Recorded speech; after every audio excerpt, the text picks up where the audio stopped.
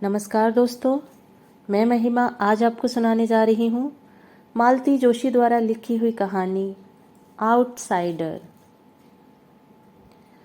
Station से लौटते हुए रात के 11 बज गए थे। नए जोड़े के हनीमून पर रवाना होते ही शादी का कार्यक्रम एक तरह से संपन्न हो गया था। नीलम थकान से निढाल हो रही थी, पर सब कुछ ठीक से निपट जाने से मन एकदम हल्का हो गया था।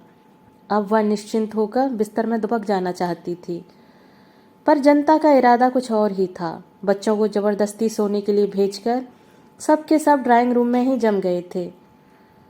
थोड़ी देर बैठ लो ना दीदी, पूनम ने कहा। पिछले दिनों इतनी भागम भाग मची रही कि फुर्सत से बैठकर दो बातें भी ना हो पाई। मम्मी ठीक ही कह रही थी। घर की इस आखिरी शादी में पूरा परिवार इकट्ठा हो गया था। सुदीप तो इतनी दूर कनाडा से आया था, पर कुशल क्षेम पूछने के अतिरिक्त उससे भी ज़्यादा बात करने का वक्त नहीं मिल पाया था। पूरे वक्त आपाधापी ही मची रही। अब जाकर थोड़ी फुर्सत मिली है तो इन लोगों के जाने की घड़ी भी पास आ गई है। पूनम 4 दिन बाद अपने ससुराल चली जाएगी। सुदीप भी अपने ससुराल वालों से मिलना चाहेगा। भला इतनी दूर बार बार आना कहाँ से होता है। शादी के बाद पहली बार तो आना हुआ है। सुषमा भी तो अपनों से मिलने के लिए कुल बुला रही होगी। सोने का प्रोग्राम मुलतवी कर नीलम अपनी प्रिय कुर्सी पर बैठ गई। एक सुमीत को छोड़कर उसका पूरा परिवार सबके सामने था। सुदीप, सुजीत, दोनों भाई, उनकी बहुएं सुषमा और अलका, बहन पूनम और उसके पति नरेश। अपने इसी परिवार के लिए वह पिछले 25 वर्षों से खटती आ रही थी। आज छोटे की शादी के साथ उसकी सारी जिम्मेदारियां पूरी हो गई थीं। वह अपने आप को बहुत हल्का और कृतार्थ अनुभव कर रही थी। तुम सब लोग आ गए, बड़ा अच्छा लगा। शादी में रौनक हो गई, उसने भाव विभोर होकर कहा।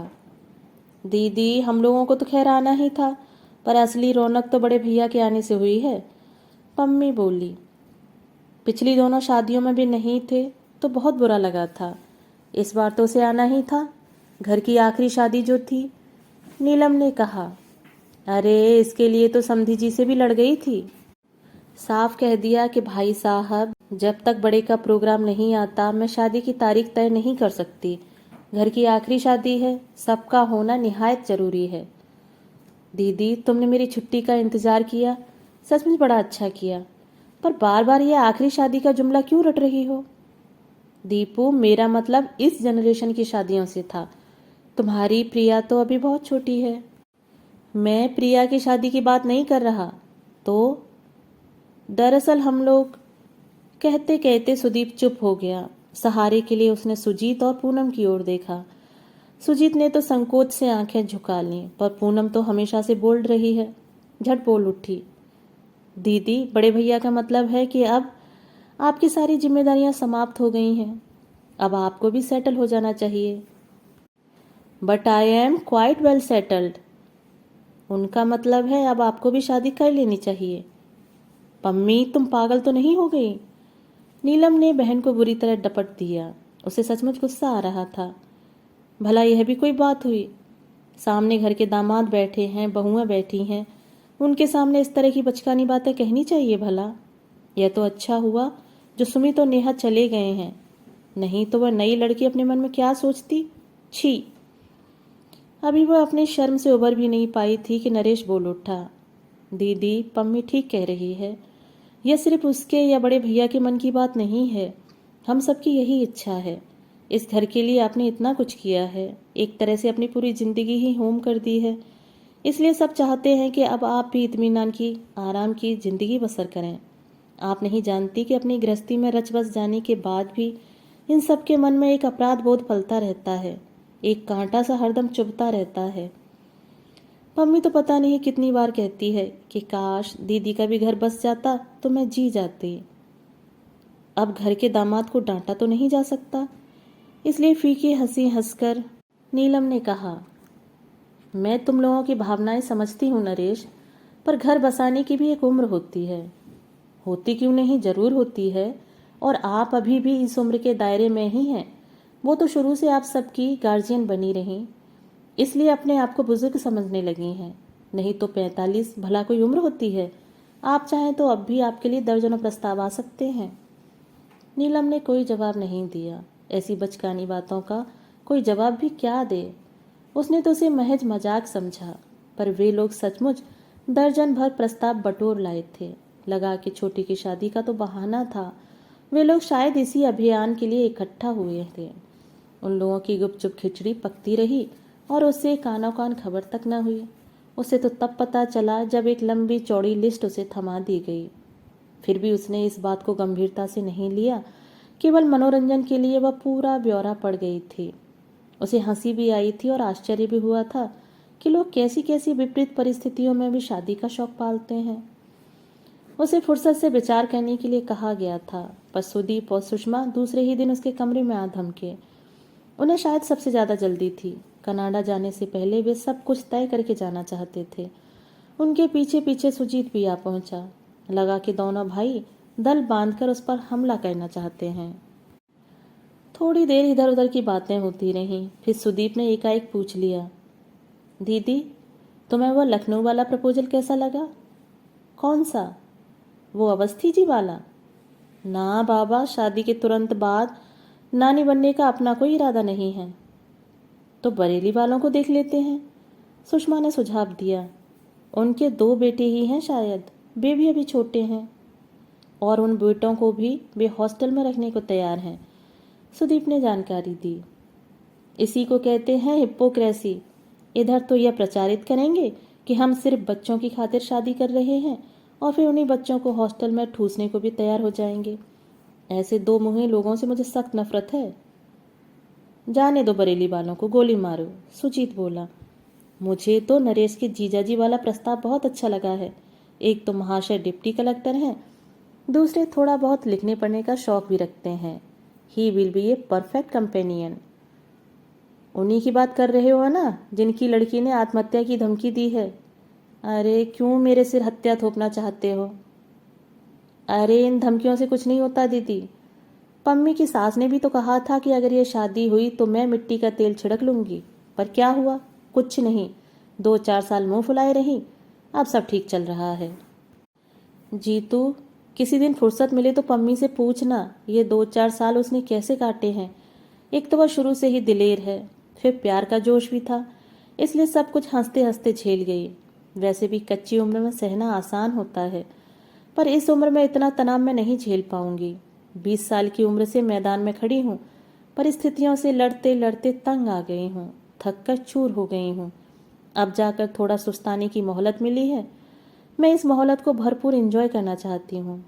यह मत समझना कि मैं तुम्हारी भावनाओं को समझती नहीं हूँ, समझती भी हूँ और कद्र भी करती हूँ, पर मेरे लिए इतनी सोच विचार करने की सचमुच जरूरत नहीं है। अब मैं सिर्फ शांति चाहती हूँ, शांति और आराम, बस, इससे ज्यादा कुछ नहीं। Thanks all the same.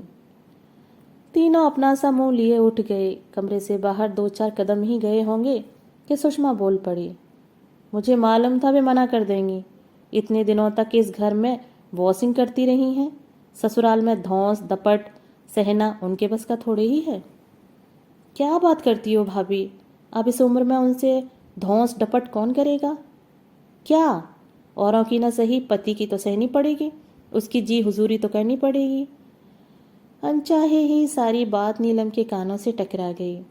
उसने सोचा, सुषमा ठीक ही कह रही है। इतने दिनों तक इस घर में एक छत्र शासन करने के बाद अब वह किसी का शासन स्वीकार नहीं कर पाएगी। शादी के इस पहलू पर तो उसने सोचा ही नहीं था। अच्छा ही हुआ जो यह किस्सा शुरू होने से पहले ही उसने खत्म कर दिया। पर कहाँ, 24 घंटे भी नहीं बीते और पूनम ने उसे घेर लिया। उसने तो प्रस्तावना में समय भी नहीं बर्बाद किया, सीधे ही शुरू हो गई। भैया भाभी बता रहे थे तुमने शादी से साफ इनकार कर दिया। तो और क्या करती, तुम लोगों को पागलपन का दौरा पड़ा है। तो क्या हुआ, मेरा दिमाग तो अभी साबुत है। पम्मी कुछ क्षण चुप रही, फिर धीरे से बोली, तुम हमेशा अपने ही ढंग से सोचती हो, कभी औरों की दृष्टि से भी सोचा करो। क्या मतलब? तुम नहीं जानती इन लोगों के मन पर, खासकर सुजीत और अलका के मन पर कैसा भार सा बना रहता है। अलका कहती है, हम तो जिंदगी को कभी ठीक से एंजॉय नहीं कर पाते। एक अनब्याही ननद का साया हमेशा हमारी खुशियों पर मंडराता रहता है। So sad. नीलम ने हंसकर कहा, भाई अपनी अलका रानी को समझा देना कि मेरे लिए इतना परेशान होने की जरूरत नहीं है। मैंने जिंदगी की किताब से वे पेज बहुत पहले फाड़ कर फेंक दिए थे जिन पर शादी की इबारत लिखी हुई थी। दीदी, क्या वे पेज फिर से जोड़े नहीं जा सकते? पम्मी, तुम नहीं जानती अरमाना को दफन करना कितना असहनीय होता है। उन्हें वापस जिलाना तो शायद और भी पीड़ा देगा। और मुझे डर है कि अगर मुझे मजबूर किया गया तो मैं सपनों के टूटे हुए सिरे को वहीं से उठाना चाहूंगी जहां छोड़ा था। मैं समझी नहीं दीदी। पम्मी, मेरी उम्र चाहे जो भी रही हो, मेरे सपने अभी भी किशोर हैं। मेरे भाई लोग जैसे एंटीक पीसेस मेरे सामने परोस रहे हैं, उनसे इनका कोई मेल नहीं है। दीदी, ट्राई टू बी प्रैक्टिकल। अगर तुम्हारी समय से शादी हो गई होती तो हमारे जीजा जी भी आज उम्र के इसी दौर में होते। समय से शादी नहीं हुई, यही तो परेशानी है पम्मी। पति पत्नी साथ साथ बुढ़ाते हैं तो कोई फर्क नहीं पड़ता। उस लंबी यात्रा में इतनी सारी चीजें जिंदगी से जुड़ जाती हैं कि उम्र का एहसास पीछे छूट जाता है। तुम्हारी बातें तो मेरी समझ से बाहर होती जा रही हैं। तो समझने की कोई ज़रूरत भी नहीं है। इसे एक मजाक समझकर भूल जाओ। मैंने भी तो तुम्हारे प्रस्तावों को मजाक से ज़्यादा कुछ नहीं समझा। दरअसल अब शादी की बात ही मन से उतर गई है। तुम लोगों ने यह विचार फिर से जगा दिया है तो सोचूंगी। कोई सही आदमी मिला तो बता भी दूंगी। पर अब इस उम्र में मैं कोई रिश्ता ज़बरदस्ती नहीं ओढ़ सकती। सॉरी। एक बात और थी दीदी। अब क्या रह गया? तुमने इस घर को लाख अपने खून से सींचा हो, पर यह घर कभी तुम्हारा अपना नहीं हो सकता। तुम यहाँ हमेशा आउटसाइडर ही रहोगी। क्या बात करती हो? मैं सच कह रही हूँ। अभी तो तुम्हारे पास अपनी नौकरी है, इसलिए कोई फर्क नहीं पड़ता। पर कल को जब रिटायर हो जाओगी तो तुम्हारी हैसियत इस घर में एक फालतू सामान की सी रह जाएगी। तब तुम्हें मेरी बात याद आएगी। नीलम कहने को हुई कि जिस दिन ऐसा होगा मैं तुम्हारे यहाँ चली आऊँगी, पर नहीं कहा। यह प्रस्ताव तो पूनम को खुद देना चाहिए था। नहीं दिया तो बुरा भी लगा, पर चुप लगा गई। अब इससे क्या कहें? वह बेचारी तो खुद ससुराल के आतंक से त्रस्त है। कहना होगा तो सुदीप से कहेगी। खुद तो इंजीनियर बनते ही शादी कर ली और विदेश चला गया। दोबारा पलटकर भी नहीं देखा। तब का गया अब आया है। वहाँ बैठकर दीदी का ख्याल नहीं आया। अब जब सारी जिम्मेदारियां खत्म हो गई हैं तो दीदी की शादी का शौक सवार हुआ है। लेकिन सुदीप से भी वह कुछ नहीं कहेगी। अपने भाई बहनों पर उसकी अपार ममता है। शिकायत कभी अगर थी तो वह अम्मा से थी। माँ होकर भी उन्होंने बहुत पक्षपात किया। कमाने का भार बड़ी बेटी के कंधों पर डालकर वे बाकी बच्चों का लालन पालन करती रहीं। उम्र नीलम की मुट्ठी में से रेत की तरह फिसलती रही और अम्मा जानकर अनजान बनी रही। पिता की आकस्मिक मृत्यु के बाद जब उसने घर की बागडोर संभाली थी, तब यह नहीं सोचा था कि अब यही उसकी नियति होगी। मन में एक क्षीण आशा थी कि कल को भाई जब किसी लायक हो जाएंगे तो वह अपनी जिंदगी जी सकेगी, पर वह आशा दुराशा ही साबित हुई। दीपू के इंजीनियर होते ही उसके लिए रिश्ते आने लगे। अम्मा एकाएक बहू का चेहरा देखने के लिए व्यग्र हो उठी। शादी के बाद जब दीपू के साले ने उसे कनाडा बुला लिया तो उससे ज़्यादा खुशी अम्मा को हुई। घर में एक अनब्याही लड़की बैठी है और उसकी शादी बेहद ज़रूरी है। इस तथ्य से अम्मा ने जैसे आंखें ही मूंद ली थीं। अगर वे जानती कि बेटे को हमेशा के लिए विदा कर रही हैं तो शायद अम्मा इतनी उत्साहित ना होती। अपने अंतिम दिनों में वे बेटे को देखने के लिए तरस गई थीं। चित्रों से अब उनका मन नहीं भरता था।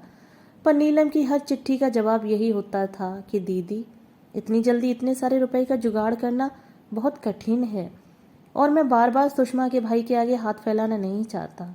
बेचारी अम्मा मरने के बाद भी उन्हें बड़े बेटे का न कंधा नसीब हुआ न तर्पण। उन दिनों प्रिया होने वाली थी और सुदीप का वहाँ होना बेहद ज़रूरी था। और फिर एक बार इमरजेंसी बीत गई तो उसका आना टलता ही चला गया।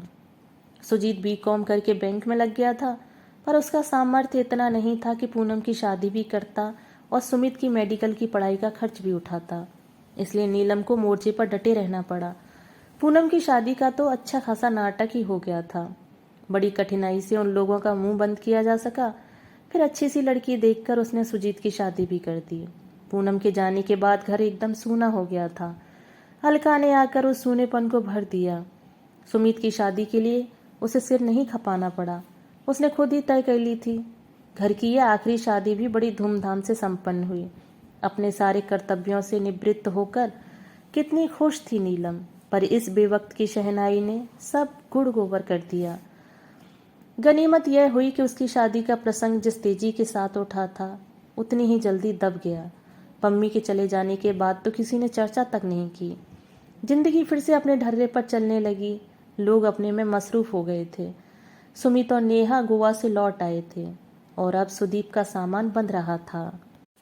उसने शादी के लिए 15 दिन की छुट्टी ले रखी थी, पर उसका मन हुआ कुछ दिन और बढ़ा ले ताकि ज़्यादा से ज़्यादा समय दीपू के साथ बिता सके। उस दिन ज्वाइन करने के लिए कॉलेज गई तो साथ में एक एप्लीकेशन भी लेती गई। प्रिंसिपल मैडम ने उस एप्लीकेशन की ओर देखा भी नहीं। बोली, आज तुम नहीं आती तो घर पर संदेशा भेजने वाली थी। क्यों, कोई ज़रूरी काम था? हाँ, ट्रांसफ़र ऑर्डर आया है। ट्रांसफ़र और प्रमोशन एक साथ। प्रिंसिपल बनकर जा रही हो? कहाँ? खैर, जगह तो बहुत दूर बस्तर में है, पर सुनते हैं बड़ी शांत जगह है। कॉलेज भी नया नया है तो ज़्यादा समस्याएं भी नहीं होंगी। लेकिन मैडम, अरे भाई, अब क्या परेशानी है?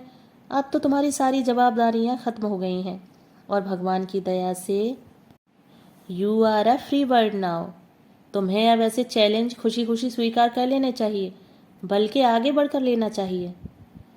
सो तो ठीक है मैडम, पर मुझे नहीं लगता कि मेरे भाई लोग मुझे इतनी दूर जाने देंगे। देख लो, पर मुझे लगता है बार बार प्रमोशन रिफ्यूज़ करना ठीक नहीं है। मेरे ख्याल से यह तीसरी बार हो रहा है। मैडम फिर अपनी फाइलों में व्यस्त हो गई थीं। छुट्टी की एप्लीकेशन उनके सामने सरकाकर वह लौट आई। घर आते हुए रास्ते में उसने ढेर सारी खरीदारी की। सुदीप के लिए खादी का सूट लेंथ और कुर्ते पाजामे, सुषमा के लिए कोसा और चंदेरी साड़ियाँ और प्रिया के लिए सब प्रांतों की गुड़ियों का पूरा सेट, साथ ही प्रिया के मनपसंद रसगुल्ले भी। घर पहुंचकर अपने कमरे में जाने के बजाय वह सीधे दीपू के कमरे की ओर ही चली गई, परंतु पैर दरवाजे में ही ठिठक गए। भीतर देवरानी जेठानी का प्रेमालाप चल रहा था। अलका कह रही थी, आप तो लकी हैं जिज्जी, फुट से उड़ जाएंगी। ये नेहा भी 4 दिन बाद छोटू के साथ बंगलौर चली जाएगी। उम्र कैद तो हम लोग लिखवा कर लाए हैं, सो भुगतेंगे। क्या करें भाई, हमने तो बहुत कोशिश की, पर वे टस से मस नहीं हुई। अब यही समझ लो कि वे हमारी ननद नहीं सास हैं और उन्हें हमेशा हमारे साथ ही रहना है। नीलम तो जैसे काट हो आई। उसने अपने कानों पर विश्वास ही नहीं किया। उसके आगे पीछे डोलने वाली, उससे मिश्री घुले स्वर में बात करने वाली अलका उससे क्या सचमुच इतना उब गई है कि उसका साथ उसे उम्र कैद सा लगने लगा है, और अलका को उस कैद से रिहाई दिलाने के लिए ही शायद उसकी शादी का प्रपंच रचा जा रहा है। वाह! इसके बाद वहाँ खड़े रहना या उन लोगों से सामना करना उसके लिए संभव नहीं था। वह दबे पांव कमरे से लौट आई। इतनी देर तक हाथ में थामा हुआ सारा सामान उसने पलंग पर पटक दिया। अब उसे एहसास हुआ कि उसके हाथ दर्द कर रहे थे, पर यह बोझ तो कुछ भी नहीं था। इससे 10 गुना बोझ तो उसके मन पर था। उसे वह कहाँ खाली करती? उस दर्द से निजात पाना क्या संभव था? रात खाने की मेज पर रसगुल्लों का एक बड़ा सा डोंगा सजा हुआ था। उसने शाही अंदाज में ऐलान किया, ये मेरे प्रमोशन की मिठाई है, प्रिंसिपल बनकर जा रही हूँ। अरे वाह, कहाँ? जगह तो खैर बहुत दूर बस्तर में है। आजकल हर कहीं तो कॉलेज खुल गए हैं, पर सुनते हैं जगह बड़ी शांत है। मुझे तो इस समय सबसे ज़्यादा शांति की ही ज़रूरत है। इस आपाधापी से तंग आ गई हूँ। फिर बार बार प्रमोशन ठुकराना अच्छा भी नहीं लगता। पहले तो खैर मजबूरी थी, अब तो कोई बहाना भी नहीं रहा। इस बात पर सभी एक मत थे। रात बिस्तर में लेटी हुई वह दिन भर की घटनाओं का मन ही मन जायजा ले रही थी। दोपहर में उसने प्रिंसिपल मैडम से कितने दर्प के साथ कहा था, मैडम, मेरे भाई लोग मुझे इतनी दूर नहीं जाने देंगे। पर कहाँ, किसी ने भी तो प्रतिवाद नहीं किया। पम्मी ठीक ही कह रही थी, बल्कि उसने तो रिटायरमेंट के बाद की बात कही थी। पर नीलम को लग रहा था कि घर में उसकी हैसियत अभी से किसी फालतू सामान की सी हो गई है। दोस्तों, अभी आप सुन रहे थे मालती जोशी द्वारा लिखी हुई कहानी आउटसाइडर। दोस्तों, कहानी आपको कैसी लगी? अपने विचार मुझे कमेंट बॉक्स में साझा कीजिएगा। मिलते हैं एक और नई कहानी के साथ। धन्यवाद।